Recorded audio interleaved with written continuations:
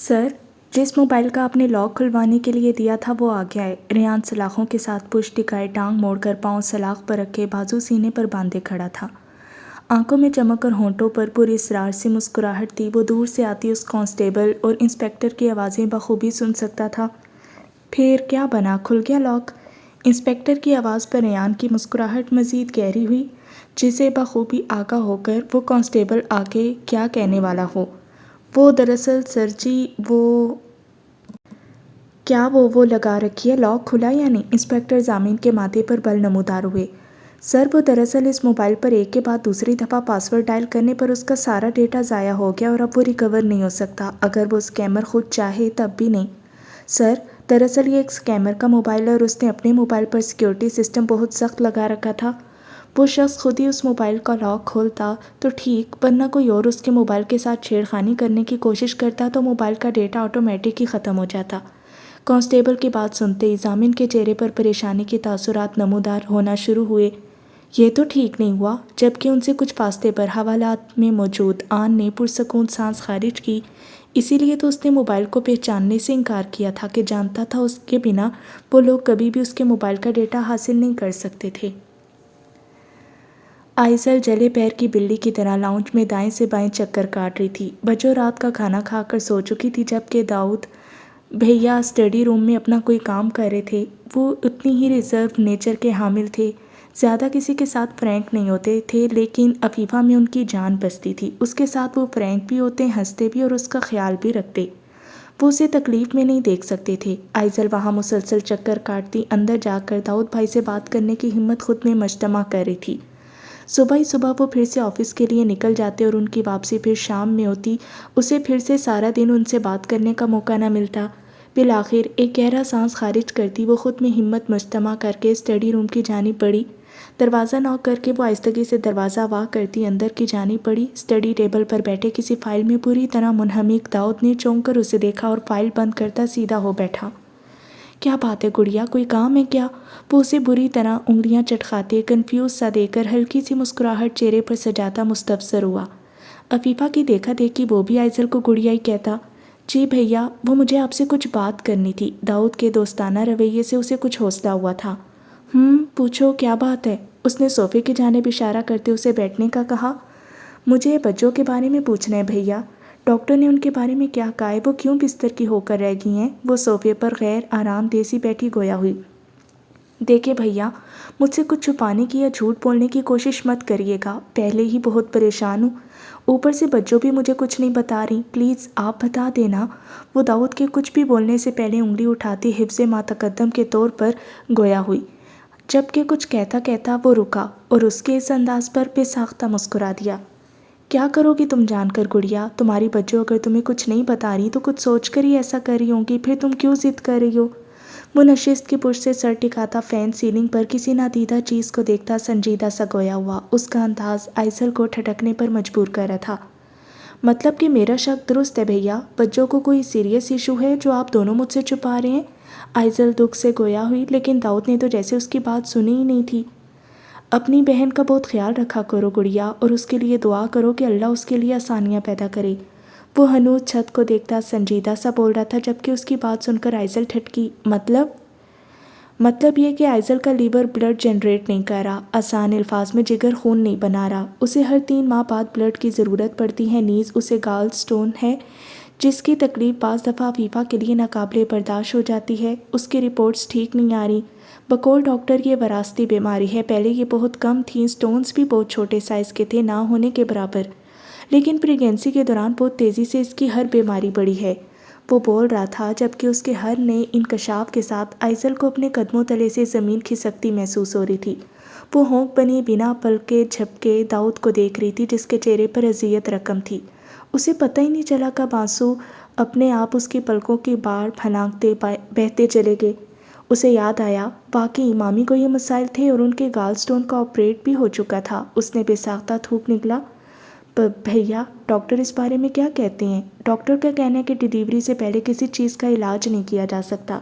अभी वो सिर्फ पेन किलर्स दे रहे हैं। अफीफ़ा का प्रॉपर इलाज डिलीवरी के बाद ही शुरू होगा।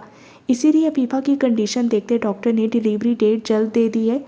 अफीफ़ा नहीं चाहती थी कि तुम्हें कुछ भी पता चले और तुम कोई टेंशन लो। बहुत मोहब्बत करती है वो तुमसे गुड़िया, लेकिन तुम्हें बताने का मकसद सिर्फ यही है कि तुम अफीफ़ा का अच्छे से ख्याल रखो। और प्लीज़ अगर हो सके तो अफीफ़ा को ये बात पता ना चले कि मैं तुम्हें हकीकत से आगाह कर चुका हूँ, वरना वो हर्ट होगी। दाऊद एक गहरी सांस भरता खुद को कंपोज कर चुका था और अब फिर से अपनी फ़ाइल खोलकर उस पर झुका अपना काम करने लगा। यह आइज़ल के लिए वाज़ेह इशारा था कि वो अब वहाँ से जा सकती है। शायद वो शख्स अपने अंदर होती तोड़ फोड़ कर उससे छुपा रहा था। वो भारी दिल के साथ वहाँ से निकल आई। मुकर्रर वक्त के मुताबिक एमन अगले दिन थाने में अपनी रकम क्लेम करवाने के लिए मौजूद थी। बारी आने पर वो उठकर इंस्पेक्टर के कमरे की जानिब बढ़ी, लेकिन अंदर दाखिल होती उसकी निगाहों के सामने ज़मीन व आसमान के कलाबे घूम गए। सामने इंस्पेक्टर जामिन की जगह एक मोटी तोंद वाला इंस्पेक्टर बैठा उसे खबासत से सर तक पाँव तक देख रहा था। अरे आइए आइए, तशरीफ़ रखिए, बताइए हम आपकी क्या खिदमत कर सकते हैं। उसके लहजे और बात करने के अंदाज से एमन को अपने जिस्म पर चोटियाँ सी रेंगती महसूस हुई। बेसाख्ता उसे कल रेयान की कई बातें याद आने लगीं। कल सुबह का सूरज तुलू होने से पहले उस ईमानदार ऑफिसर का तबादला हो चुका होगा। उसने परेशानी से बेतरह अपना माथा मसला। बैठो ना, अभी तक खड़ी क्यों हो? वो खबासत से मुस्कुराया। एमन का दिल चाहा बिना देर किए वहाँ से भाग निकले। उन इंस्पेक्टर जामिन से मिलना है मुझे। वो खुश्क पड़ते लबों पर ज़ुबान फेरती अपना शक दूर करने को गोया हुई। सोनियो, ऐसा क्या है उस इंस्पेक्टर में जो हम में नहीं? एमन ने बेसाख्ता जब से अपनी मुट्ठी मींची। खैर, कल रात इंस्पेक्टर जामिन का तबादला हो गया है और आज सुबह से ही मैंने चार्ज संभाला है। अब बोलो क्या काम है तुम्हें? वो इंस्पेक्टर उसके लिए दिए अंदाज पर ज़रा सख्ती से गोया हुआ। दोबारा यहाँ मत आना, तुम्हारी सुनवाई नहीं होगी। हवा के दोष पर एक और आवाज़ उसके कानों के पर्दों से टकराई। तभी एक कांस्टेबल तेज़ी से अंदर दाखिल होता उससे टकराया। वो लड़खड़ाते हुए बमुश्किल संभली। उस ईमानदार ऑफिसर के चले जाने के बाद थाने का माहौल कैसा है ये मुझे तुम्हें बताने की ज़रूरत नहीं। तभी उसे अपने बाजू पर लम्स महसूस हुआ। वो तड़प कर उस जानिब मुड़ी, गोया पिच्छू ने डंग मार डाला हो। बीबी ज़रा जल्दी करें, बाहर और भी लोग हैं। वो कोई कांस्टेबल था जो उसे बाजू से थामे अपनी जानिब मतवज्जे कर रहा था। उसने बेदर्दी से उसका हाथ झटका। इससे पहले कि वो कुछ कहता, वो किसी की भी बात सुने बिना वहाँ से तेज़ तेज़ कदम उठाती निकलती चली गई। गायब दिमाग सी वो तेज़ तेज़ कदम उठाती रोड किनारे चल रही थी। दिमाग में चक्कर से चलने लगे। हर बार ही कैसे ताकतवर जीत सकता था? न जाने कब इन जालमों की रस्सी खींची जानी थी। दफतन उसके मोबाइल की बेल बजी। फ़ोन हमाद का था। उसने फ़ोन उठाकर कान से लगाया, लेकिन आगे से हमाद की बात सुनकर उसे लगा उसके जिस्म से रूह परवास कर गई हो। वो खुद को फ़िज़ा में मौलिक महसूस कर रही थी। एमन गिरती पड़ती घर तक पहुंची थी। घर में पहुंचते ही औरतों का हजूम और उन हजूम के बस में पड़ा माँ का साकित वजूद देखकर वो पथरा गई थी। आज का दिन भी देखना लिखा था किस्मत में। हजूम से औरतें उठ उठ कर उसके गले लगती उसे हौसला दे रही थी। उसे अपने हवास कायम रखना महाल हुआ। उसने खुश्क पड़ती वीरान निगाहों से उस भीड़ में हमाद को ढूंढना चाहा। वो उसे वहीं कोने में खड़ा नजर आया तो वो उस हजूम को चीरती उस तक पहुंची।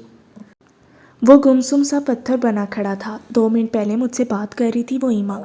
लम्हों में सांस उखड़ने लगा। डॉक्टर ने आकर चेकअप शुरू ही किया कि मेरी माँ मेरी आंखों के सामने ही दम तोड़ गई ईमा, और मैं कुछ ना कर सका। वो उसके करीब आने पर यकटक माँ को देखा बेबसी से कहने लगा। शिद्दत ज़ब से सुर्ख पड़ती निगाहें और बिखरा बिखरा सा वो शख्स। एमन की हिम्मत मज़ीद टूटने लगी। उसने सरहद से अंदरूनी कैफियत पर काबू पाया। हमाद, कुछ पैसों का बंदोबस्त करना होगा। माँ के आखिरी सफ़र की तैयारी करनी है। मैं पहले ही हंगामी सूरत में ऑफिस से लोन ले चुकी हूँ, मज़ीद नहीं मिलेगा। तुम कुछ कर सकते हो क्या? बेतासुर लहजे में वो जैसे आगे का सोच रही थी। माँ के जाने के गम में रोने का वक्त नहीं था अभी उनके आखिरी सफ़र की तैयारी ज़रूरी थी। हमाद भी गुमसुम सा उसे देखने लगा। एडवांस पकड़ा था मैंने बॉस से, जो अब तक माँ के इलाज पर लग गया।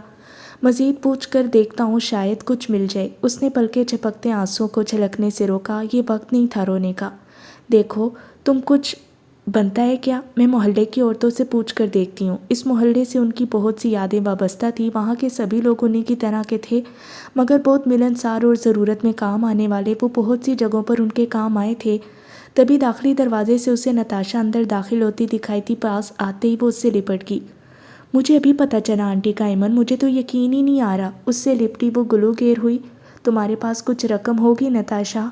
वो नताशा के पीछे हटने पर गोया हुई तो उसने हैरत से एमन को देखा। امی کے آخری سفر کی تیاری کرنی ہے، ابھی گھر کے حالات کچھ ٹھیک نہیں، وہ بے تاثر لہجے میں بول رہی تھی۔ وقت اور ضرورت نے کیا سے کیا بنا ڈالا تھا۔ ہاں ہے ایمن، شیراز بھی آیا ہے، باہر ہی ہے وہ، میں کہتی ہوں کہ وہ انتظامات دیکھے۔ اور پھر واقعی ان دونوں نے دوستی کا حق ادا کیا تھا۔ لمحوں میں سبھی انتظامات ہونے لگے تھے۔ ماں کے کفن دفن کے انتظامات کے ساتھ ساتھ کھانا بھی آ گیا تھا۔ سبھی انتظامات ہو گئے تھے اور تب سے پہلی مرتبہ ماں کے کفن میں لپٹے پر نور چہرے کو دیکھتے ایک آنسو ایمن کی آنکھ سے ٹوٹا تھا۔ فی امان اللہ ماں، خدا آپ کا حامی و ناصر۔ اس نے جھک کر ماں کے بے جان چہرے کا بوسہ لیا۔ اس نے بہت ہمت و حوصلے سے ماں کو ان کے آخری سفر کے لیے روانہ کیا تھا، بالکل ویسے جیسے وہ انہیں اسکول و کالج جاتے ہوئے گھر سے رخصت کرتی تھیں۔ ماں کے جانے کے بعد رفتہ رفتہ سارا گھر خالی ہونے لگا۔ مغرب کی اذانیں ہونے لگی تھیں اور وہ صحن کے بیچوں بیچ تنہا نیم تاریکی میں کھڑی بے خیالی میں داخلی دروازہ دیکھ رہی تھی۔ لائٹ تک آن کرنے کا خیال نہیں رہا تھا۔ ان کے گھر کی رونق چلی گئی تھی، گھر ویران ہو گیا تھا۔ اسے گھر کاٹنے کو دوڑا تھا۔ حماد پتہ نہیں کہاں تھا، وہ وہیں ایک کونے میں فرش پر بیٹھتی سر گھٹنوں میں چھپا گئی۔ اب وہاں کوئی نہیں تھا، نہ کھانے کا پوچھنے والا، نہ ٹھنڈ میں بیٹھنے پر خفا ہو کر ڈانٹنے والا، اور نہ ہی پرواہ کرنے والا۔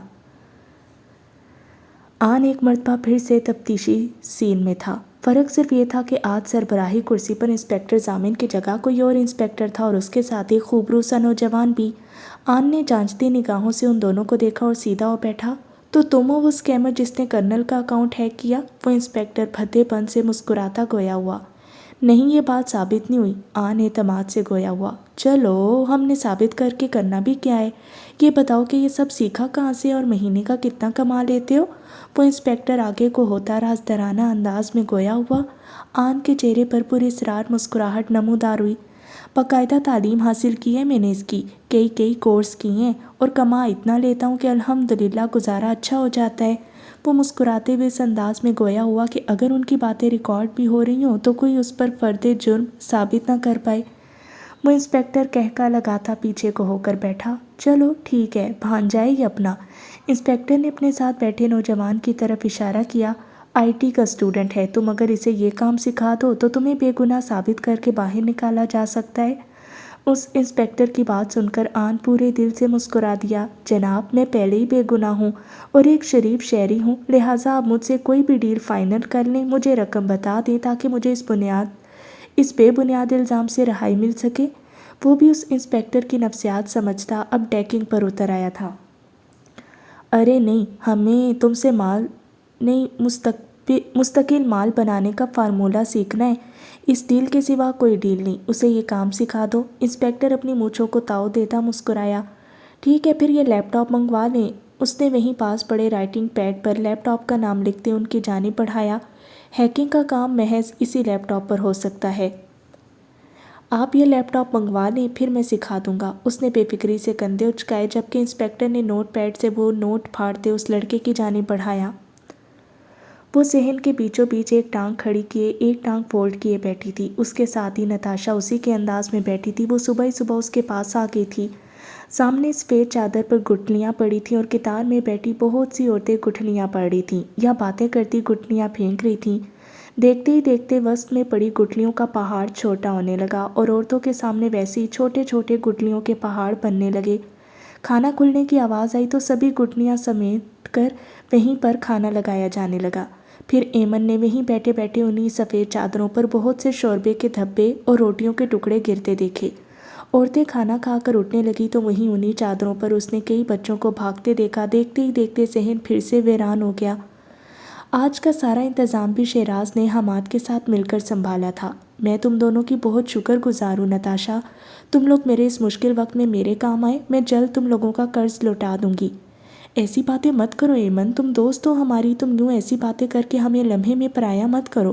اور اب سب باتیں چھوڑو، پہلے کھانا کھاؤ، تم نے صبح سے کچھ نہیں کھایا۔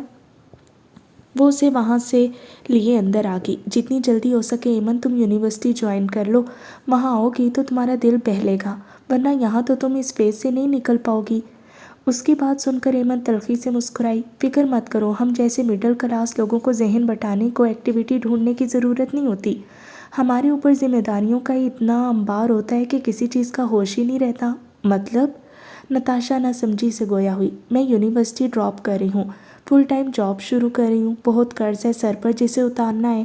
وہ آنکھیں مسلتی گہرا سانس خارج کر کے سر دیوار کی پشت سے ٹکا گئی، جبکہ نتاشا اسے دیکھتی ہی رہ گئی۔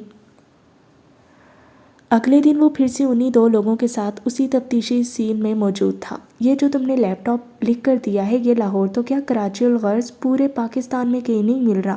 کیا تم ہمیں چکر دینے کے چکروں میں ہو؟ انسپکٹر نے غصے سے وہ نوٹ آن کی جانب پھینکا۔ جناب، یہ پاکستان سے نہیں ملے گا، یہ لیپ ٹاپ دبئی سے ملتا ہے۔ پاکستان سے یہ لیپ ٹاپ ملنے لگا تو پھر تو ہر دوسرا شخص ہی اسکیمر ہو۔ انسپکٹر نے اسے مشکوک نگاہوں سے دیکھا۔ کتنے کا آتا ہے یہ لیپ ٹاپ؟ 5 لاکھ کا۔ ایک پل کو 5 لاکھ سن کر وہ انسپکٹر بھی چپ ہو گیا، لیکن خیر، یہ تو ایک انویسٹمنٹ تھی جس کے بعد پوری عمر کی روزی تھی۔ وہ انسپکٹر خباثت سے مسکرایا۔ ہنگامی طور پر دبئی سے لیپ ٹاپ منگوایا گیا۔ لیپ ٹاپ آتے آتے بھی 2 دن لگے اور وہ 2 دن آن کو بامر مجبوری وہیں کاٹنے پڑے۔ لیپ ٹاپ آتے ہی اب تفتیشی سیل میں وہ اس نوجوان کو ہیکنگ کی کلاسز دینے لگا تھا۔ وہ نوجوان بہت شارپ مائنڈ تھا، اسی لیے وہ بہت جلد سب سیکھتا جا رہا تھا۔ کافی دیر سے ڈور بیل بج رہی تھی، لیکن مجال ہے جو کوئی دروازہ کھول کر دے دے۔ کنول کمرے میں حسن کو سلا رہی تھی، وہ خود بخار میں پھنک رہی تھی۔ آن کی گرفتاری نے اس پر گہرا اثر ڈالا تھا، وہ تو اپنا آپ تک بھول بیٹھی تھی۔ بس ہر دم اپنے اللہ کے حضور بیٹھی معافی مانگنے کے ساتھ ساتھ اپنے شوہر کے صحیح سلامت گھر آنے کی دعائیں کرتی رہتی۔ اس دن سے آن کی بہن ہاسٹل سے آ کر اس کے ساتھ ہی رہ رہی تھی۔ حسن بھی زیادہ تر اسی کے ساتھ پایا جاتا۔ اب بھی وہ ڈور بیل کی آواز سن کر جانتے بوجھتے اسے نظر انداز کیے بستر میں دبکی رہی۔ جب دل کو جس کی آس تھی اس کے گھر لوٹنے کی ہی کوئی سبیل نہیں تھی تو پھر وہ کیوں بھلا ہر بیل پر بھاگ بھاگ کر جاتی؟ نکاحت تو پہلے ہی اسے اٹھنے کی اجازت نہیں دیتی تھی۔ اس کی نند نے غالباً دروازہ وا کر دیا تھا۔ اسے باہر سے باتوں کی آوازیں سنائی دینے لگیں۔ جانی بے جانی آوازیں سن کر اس کے کان کھڑے ہوئے، دل یکلختی دھڑک اٹھا۔ بھائی! او تھینک گاڈ آپ آ گئے۔ آپ کو پتہ ہے ہم کتنے پریشان تھے۔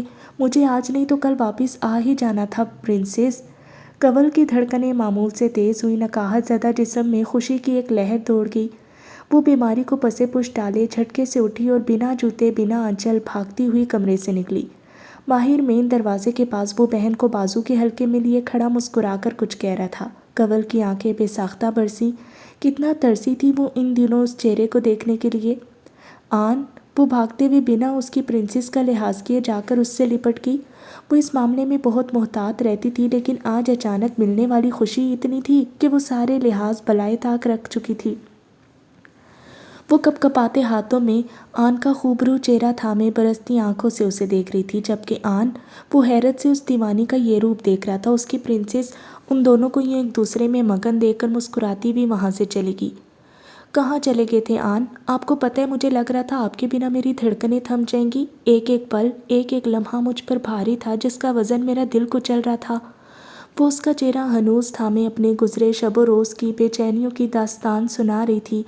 پاگل لڑکی، کیا حالت بنا لی اپنی! بول کر بھی گیا تھا کہ میں جلد واپس آ جاؤں گا، اپنا بالکل خیال نہیں رکھا تم نے، دیکھو کیسے کملا گئی ہو۔ وہ محبت سے اس کے آنسو صاف کرتا اسے بازو کے حلقے میں لیے صوفے پر آ کر بیٹھا۔ میرا شیر، میرا شہزادہ کہاں ہے؟ وہ بیٹے کی غیر موجودگی محسوس کر کے اسے یہاں وہاں تلاشتا گویا ہوا۔ سو رہے وہ شیطان، آپ کی غیر موجودگی میں بہت چڑچڑا ہو گیا ہے، اٹیچ بھی تو بہت ہے آپ سے، مجھ سے زیادہ آپ کے ساتھ وقت گزارتا ہے، ایسے میں اسے آپ نہیں ملے تو بہت ضدی اور چڑچڑا ہو گیا ہے۔ وہ اس کی بازو مضبوطی سے تھامے اس کے کندھے پر سر رکھے بیٹھی تھی، جیسے اگر وہ آن سے الگ ہوئی تو وہ واپس چلا جائے گا۔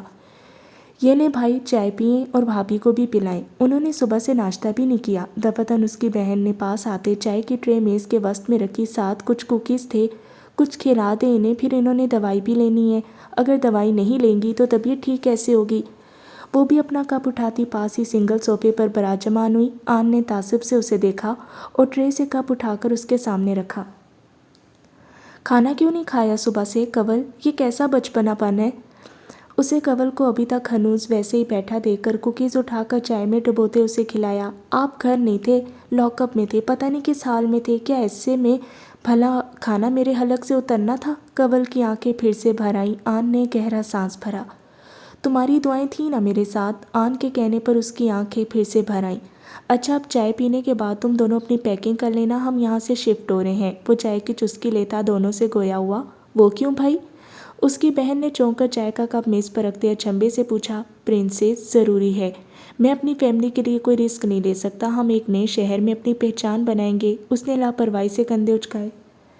کنول کے دل سے ہوک سی اٹھی، اس ٹھوکر کے بعد بھی وہ سنبھلا نہیں تھا۔ اس نے کام چھوڑنے کا نہیں سوچا تھا بلکہ وہ جگہ بدل رہا تھا، لیکن فی الحال وہ کوئی بھی ایسی بات کر کے ماحول خراب نہیں کرنا چاہتی تھی۔ وہ تو پہلے ہی اتنے دنوں بعد گھر لوٹا تھا۔ بھائی میری یونیورسٹی کا کیا ہوگا؟ پرنسس مائگریشن ہو جائے گی نا؟ آپ ایسا کرے بھائی کہ بھابھی اور حسن کو لے جائیں، میں تو پہلے ہی ہاسٹل میں رہ رہی ہوں، میں ویکیشنز میں وہیں آ جایا کروں گی، البتہ میرا نہیں خیال کہ مائگریشن کی ضرورت ہے، ویسے بھی میری ڈگری مکمل ہونے والی ہے، پھر آ جاؤں گی میں۔ اس نے خالی کپ ٹرے میں واپس رکھتے جیسے مسئلے کا حل نکالا۔ چلو ٹھیک ہے پرنسس، پھر تم کنول کی مدد کر دو اس کی پیکنگ میں، اس کی طبیعت پہلے ہی ٹھیک نہیں، اور میرے پیچھے سے تم نے میری مسز کا بالکل خیال نہیں رکھا۔ وہ کنول کے یسمردہ چہرے کو دیکھتا اسے ہنسار میں لے گیا۔ اف بھائی اب آپ آ گئے نا تو خود ہی سنبھالیں اپنی لیلا کو۔ وہ ٹرے اٹھائے کچن میں چلی گئی تو وہ واپس کنول کی جانب متوجہ ہوا۔ دوائی لی تم نے؟ نہیں اب لیتی ہوں، وہ ہلکا سا مسکرائی۔ چلو اٹھو پھر شاباش، پہلے دوائی لو اور اگر بہتر محسوس کرو تو پیکنگ کر لینا، نہیں تو آرام کرو، پیکنگ میں دیکھ لوں گا۔ اس نے محبت سے کنول کا گال تھپ تھپایا تو وہ نم آنکھوں سے اسے دیکھتی سر ہاں میں ہلا کر وہاں سے اٹھ گئی۔ دائم کو گاڑی میں بیٹھے آئزل کا انتظار کرتے کافی وقت گزر گیا تھا جب وہ اسے سامنے سے آتی دکھائی دی۔ سادہ قمیص شلوار پر سیاہ شال سر پر اوڑھے، ہاتھ میں چھوٹا سا سفری بیگ تھامے سر جھکائے وہ چھوٹے چھوٹے قدم اٹھاتی گاڑی کی جانب آ رہی تھی۔ رنگ پہلے سے کچھ مانند پڑ گئی تھی، رہتی کسر بخار نے پوری کر دی تھی، وہ اسے پہلے سے کافی کمزور لگی۔ اس کے پاس آنے پر دائم نے پیسنجر سیٹ کا دروازہ وا کیا تو وہ خاموشی سے وہاں بیٹھ گئی۔ سفر پھر سے ایک مرتبہ شروع ہوا تھا، دونوں اپنی اپنی جگہ خاموش تھے۔ دائم کو بے ساختہ اپنا پہلا سفر یاد آیا۔ سارا راستہ وہ چیختی چلاتی اسے نوچنے کو دوڑتی رہی تھی کہ اسے قابو کرنے کو دائم کو اپنا لہجہ حد درجہ سنجیدہ اور خطرناک کرنا پڑا، جس کے بعد وہ کچھ سہم کر خاموش ہوئی تھی۔ لیکن اب وہ لڑکی کسی بے جان بت کی مانند ساکت و جامد بیٹھی تھی، جیسے سارا دم خم اکڑ اور انا بوا نے نکال دی ہو، یا پھر شاید وہ اپنے کیے پر پشیمان ہو۔ دائم نے ایک سرسری نگاہ اس پر ڈالی۔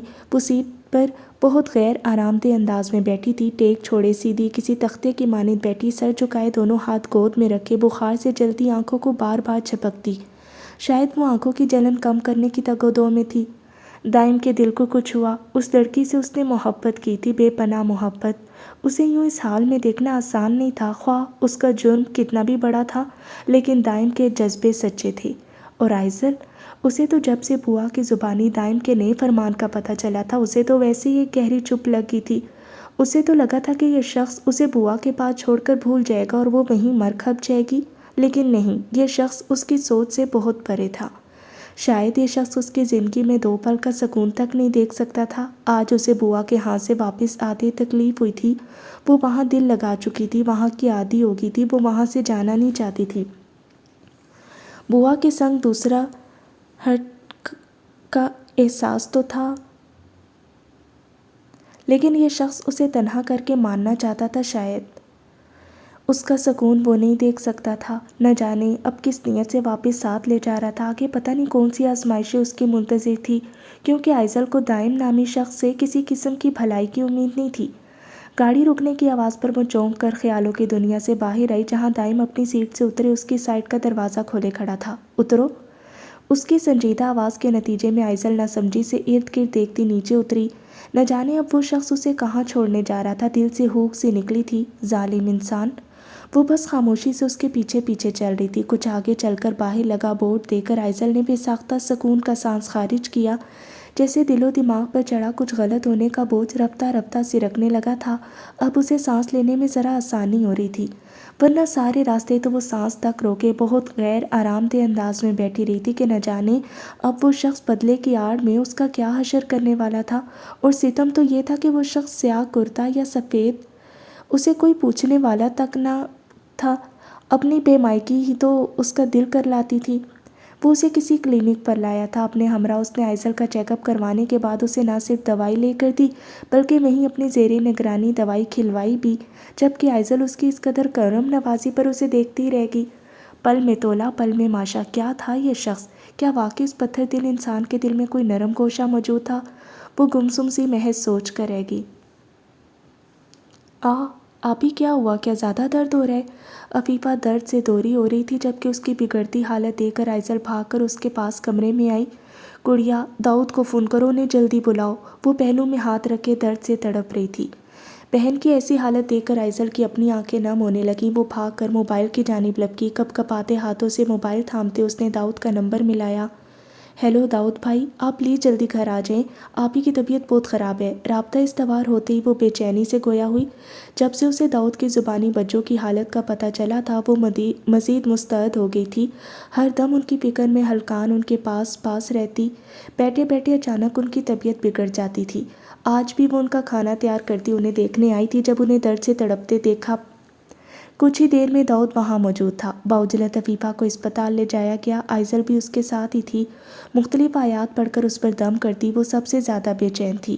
ہسپتال جاتے ہی اس کے مختلف ٹیسٹ ہوئے، فوری ٹریٹمنٹ دیا گیا، کئی انجیکشن اور ڈرپس لگی، پھر کہیں جا کر اس کے درد میں کمی واقع ہوئی تو وہ کچھ پرسکون ہو کر سوئی۔ اس کے پرسکون ہونے پر آئزل نے ذرا سکھ کا سانس لیا۔ اس کی ڈیلیوری میں ابھی 2 ہفتے باقی تھے اور یہ 2 ہفتے ہی سب سے بھاری ہو گئے تھے۔ فجر کی پہلی اذان کے ساتھ ہی ایمن نے بستر چھوڑ دیا تھا۔ ماں نہیں تھی تو ذمہ داریاں کئی گنا بڑھ گئی تھیں۔ پہلے باہر کی جنگ لڑتے لڑتے گھر کی کوئی فکر نہیں تھی۔ ماں تھی نہ گھر سنبھالنے کو، مگر اب یہی تو بات تھی کہ ماں نہیں تھی۔ اس نے ایک گہری سانس خارج کی اور جوتا پاؤں میں اڑس کر شال اپنے ارد گرد لپیٹتی کمرے سے نکلی۔ لیکن کمرے سے نکلتے ہی وہ حماد کے کمرے کی جلتی لائٹ دیکھ کر ٹھٹکی۔ قدم خود بخود اس کے کمرے کی جانب بڑھے۔ اس نے آہستگی سے اس کے کمرے کا دروازہ دھکیلا۔ وہ بستر پر آلتی پالتی مارے بیٹھا تھا۔ سامنے تکیے پر ایمن کا ہی لیپ ٹاپ کھلا پڑا تھا جبکہ وہ خود وہاں سے دیکھ کر کچھ جنرل پر نوٹ کر رہا تھا۔ دروازہ کھلنے کی آواز پر اس نے ذرا کی ذرا سر اٹھا کر ایمن کو دیکھا اور پھر سے کام میں مشغول ہو گیا۔ بکھرے بال اور نیند سے بھری آنکھیں اس کی ساری رات جاگتے رہنے کی چغلی کھا رہی تھیں۔ کیا کر رہے ہو حماد؟ سوئے نہیں ابھی تک؟ وہ الجھی سی قدم قدم اس کی جانب پڑی۔ کام تھا کچھ ہی ماں، فجر پڑھ کر سوں گا۔ اس نے اپنی آنکھیں مسنی۔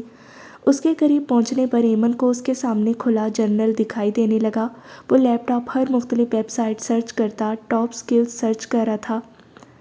ایمن ایک نظر لیپ ٹاپ کی سکرین کو دیکھتی اس کے پاس ہی بیٹھی۔ میں صبح 9 بجے آفس کے لیے نکل جاؤں گی حماد۔ میں یونی ڈراپ کر کے فل ٹائم جاب کر رہی ہوں۔ اسی شرط پر مجھے قرض ملا تھا۔ تمہارا آج کیا پلان ہے؟ حماد گہری سانس خارج کرتا بیک گراؤنڈ سے ٹیک لگا گیا۔ ابھی میں کچھ دیر سوں گا، اس کے بعد دیکھتے ہیں کیا کرنا ہے۔ اس کا انداز سنجیدہ تھا، بہت گہرا۔ ایمن کو یکدم ہی وہ اپنی عمر سے بہت بڑا لگا۔ زندگی جبر مسلسل ہے یا جہد مسلسل، یہ آپ کے نظریے پر منحصر کرتا ہے۔ ایمن نے اس کی سنجیدہ آواز ابھرتی سنی۔ اسے جبراً مسلسل کے طور پر دیکھ لیا۔ اب جہد مسلسل کے روپ میں اس سے ملنا چاہتا ہوں۔ سنجیدگی صرف اس کے انداز میں ہی نہیں آئی تھی بلکہ اس کی باتیں بھی سنجیدہ ہو گئی تھی۔ کیسی جہد مسلسل؟ ایمن نے اسے مزید کوریدا۔ پتہ نہیں، اس نے کندھے اچکائے۔ کوئی سی بھی جو آپ کو ریٹرن دے، جو آپ کا سٹیٹس بدل دے۔ وہ ہنوز سنجیدہ تھا۔ ایمن کھٹکی۔ سٹیٹس بدلنے کو کوئی غلط راہ مت منتخب کرنا حماد۔ اس راستے پر جانا آسان ہے مگر اس راستے سے واپسی بہت مشکل ہے۔ وہ نظریں فرش پر گاڑے آہستگی سے گویا ہوئی۔ فکر مت کرو ایما، میرے پاس اب میری مری ہوئی ماں کی تربیت ہی ہے، اس پر حرف نہیں آنے دوں گا۔ وہ تلخی سے مسکراتا جوتا اڑس کر کمرے سے باہر نکل گیا جبکہ ایمن کمرے کے ہلتے دروازے کو دیکھتی رہ گئی۔ آئزل کچن میں عفیفہ کے لیے سوپ بنا رہی تھی۔ اس کے دم سے عفیفہ کو بہت سہولت ہو گئی تھی۔ آئزل نے عفیفہ کی طبیعت کے پیش نظر اپنے کالج سے بھی چھٹیاں لے لی تھیں، اسی غرض سے اب وہ ہر وقت اس کے ساتھ ہی ہوتی۔ عفیفہ آئزل اور داؤد کے سنگ ایک مرتبہ پھر سے اسپتال میں موجود تھی۔ چہرے پر تکلیف کے تاثرات کے ساتھ ساتھ اس مرتبہ ڈر اور خوف کے تاثرات بھی نمایاں تھے۔ اسے اسٹریچر پر ڈالے آپریشن تھیٹر میں لے جایا جا رہا تھا۔ آئزل اور داؤد اس کے اسٹریچر کے دائیں بائیں چل رہے تھے۔ اس نے مضبوطی سے آئزل کا ہاتھ تھام رکھا تھا۔ ہاتھ چھوٹنے سے پہلے ایمن نے اس کے ماتھے کا بوسہ لیا اور کئی دعائیں پڑھ کر اس پر پھونک ماری۔ گھڑی کی سوئیاں سست روی سے چل رہی تھی جبکہ آئزل آپریشن تھیٹر کے باہر جلے پیر کی بلی کی مانی چکر کاٹتی مسلسل کئی دعائیں پڑھ رہی تھی۔ آپریشن تھیٹر کا دروازہ کھلا تھا اور اس سے نکلنے والی سسٹر نے گلابی کمبل میں لپٹا کوئی روئی کا ایک گالا تھام رکھا تھا۔ آئزل اور داؤد دونوں اس کی جانب بڑھے۔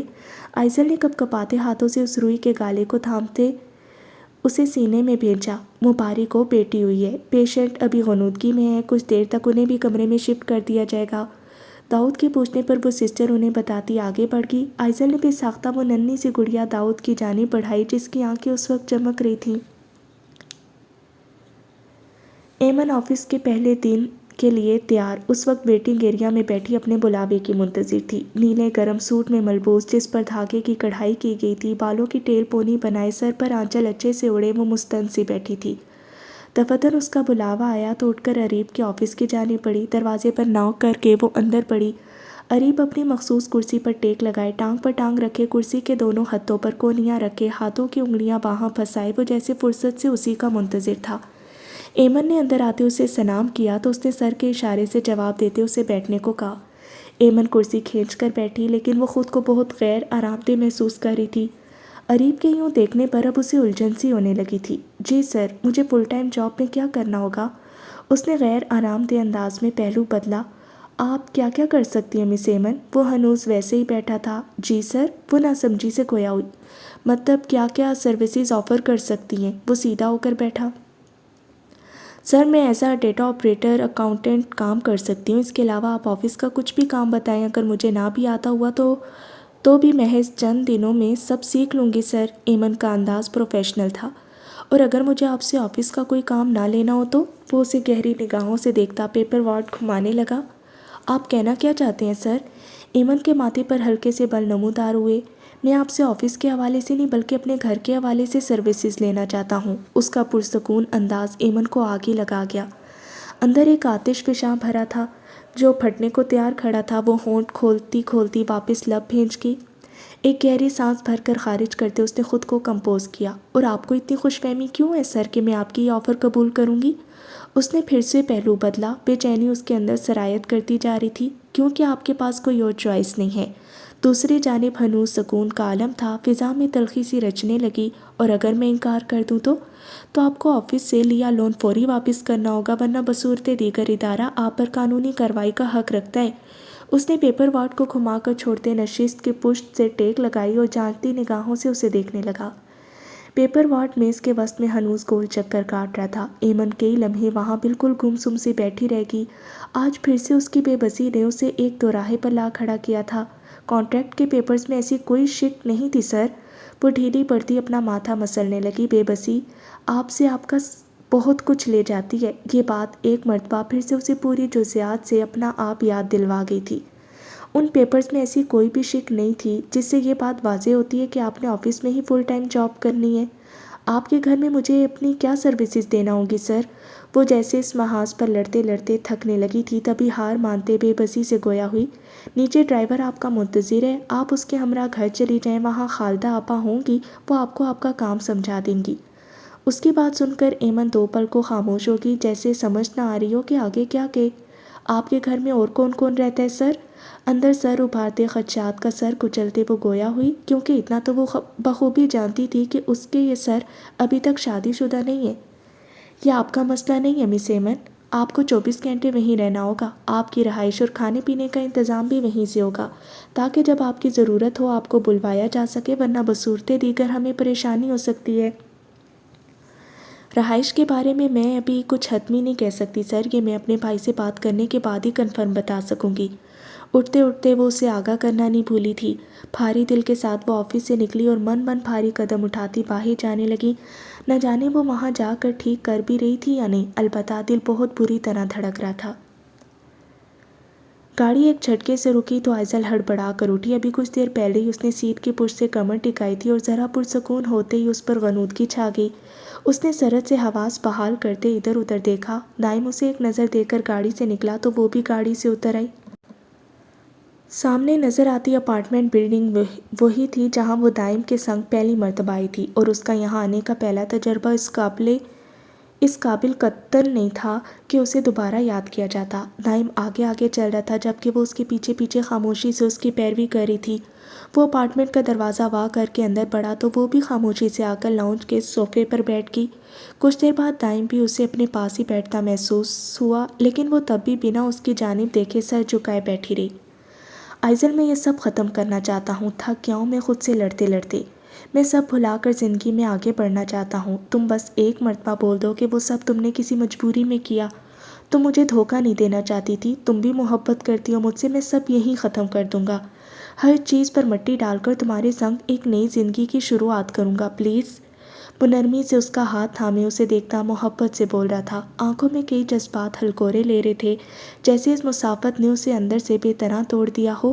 وہ آج ایک مرتبہ پھر سے محبت میں جھکنے آیا تھا، جبکہ آئزل، وہ اس کی کایا پلٹ پر اسے یکٹک دیکھ رہی تھی۔ گزرے سبھی مناظر اس کی آنکھوں کے سامنے کسی فلم کی مانند چلنے لگے۔ تمہیں یہی سب کرنا تھا آئزل، تو ایک بار کہہ کر تو دیکھتی، یہاں کوئی تمہارے ساتھ زبردستی نہیں کر رہا تھا، مگر یوں رسوا تو نہ کرتی۔ ہوا کے دوش پر ایک آواز اس کی سماعت سے ٹکرائی تو بے ساختہ اس کی آنکھوں میں پانی جمع ہونے لگا۔ اس کے ساتھ نکاح کرو اور دفع ہو جاؤ یہاں سے۔ اس کی آنکھ چھلکی تھی اور ایک آنسو اس کی آنکھ سے پھسلتا چلا گیا۔ نہیں کرتی میں آپ سے محبت، جھوٹ ہے یہ سب، آپ کے اپنے قائم کردہ مفروضے۔ وہ اس کے جواب کا منتظر تھا۔ جب وہ اس کی آنکھوں میں دیکھتی چٹکی، بے ساختہ اس کے ہاتھ پر دائم کی گرفت مضبوط ہونے لگی تھی، حتیٰ کہ آئزل کو لگا اس کے ہاتھ کی ہڈیاں چٹک جائیں گی۔ تمہیں میرے جذبات جھوٹے لگتے ہیں؟ اس کی آواز میں سنجیدگی درائی تھی، جبکہ آنکھیں شدت ضبط سے کوئی اور ہی نظارہ پیش کر رہی تھیں۔ اس کی آنکھوں میں دیکھتے آئزل نے تلخی سے سر جھٹکتے چہرہ موڑا۔ میں نے محبت کی تم سے لڑکی، مگر تم اس قابل تھی ہی نہیں۔ میں سب کچھ بھلا کر پھر سے تمہارے آگے جھکا، مگر تم ہر بار۔ وہ اس کے بال مٹھی میں جکڑتا، اس کا چہرہ اپنے قریب کرتا غرایا۔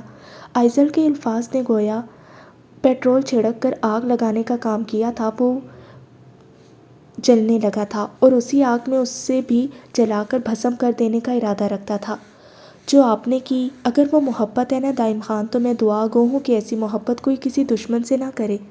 نہ جانے آج اتنی ہمت اس میں کہاں سے آئی تھی، یا مسلسل خاموش رہ کر اندر پلتا یہ لاوا تھا جو آج غیر متوقع طور پر باہر نکل رہا تھا۔ اگر دوسرے کو ذلیل و خوار اور رسوا کرنا محبت ہے نا، تو چٹاخ۔ اس کے الفاظ منہ میں ہی دم توڑ گئے تھے جب دائم خان کا بھاری ہاتھ اس کے چہرے پر اپنا نشان چھوڑ گیا۔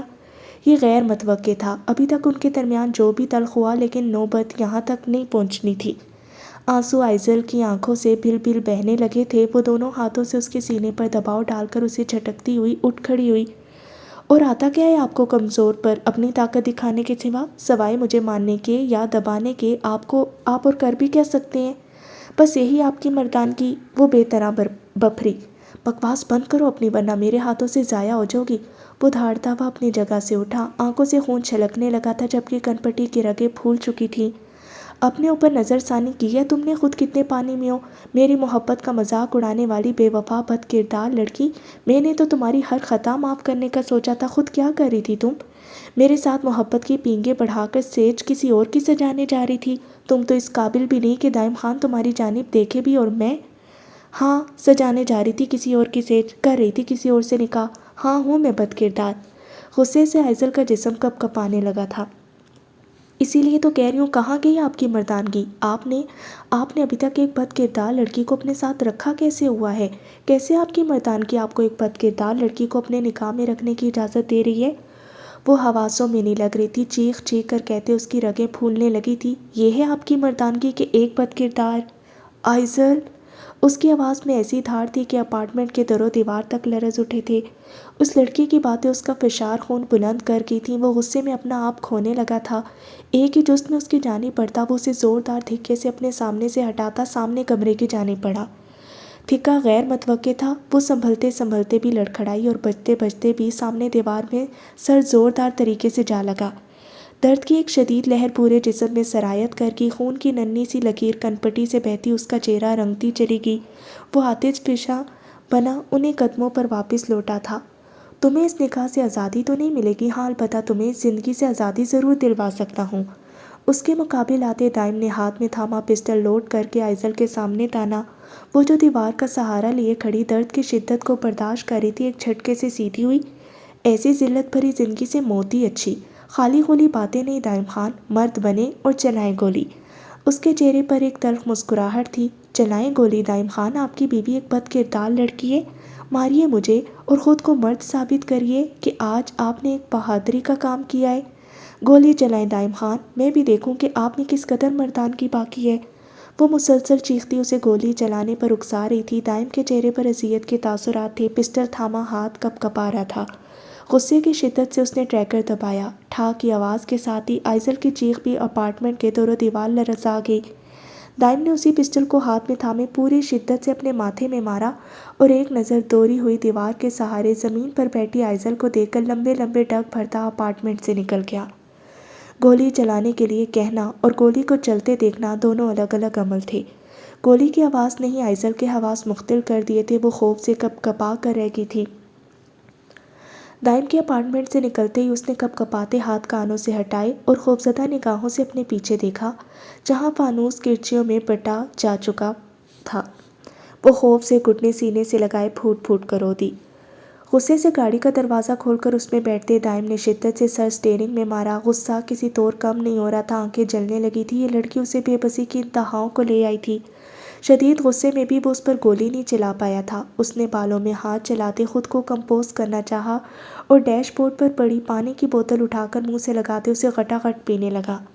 ایک ہی سانس میں بوتل خالی کر کے اس نے بوتل گاڑی سے باہر پھینکی، لیکن اندر لگی آگ کسی بطور بجھنے کا نام نہیں لے رہی تھی۔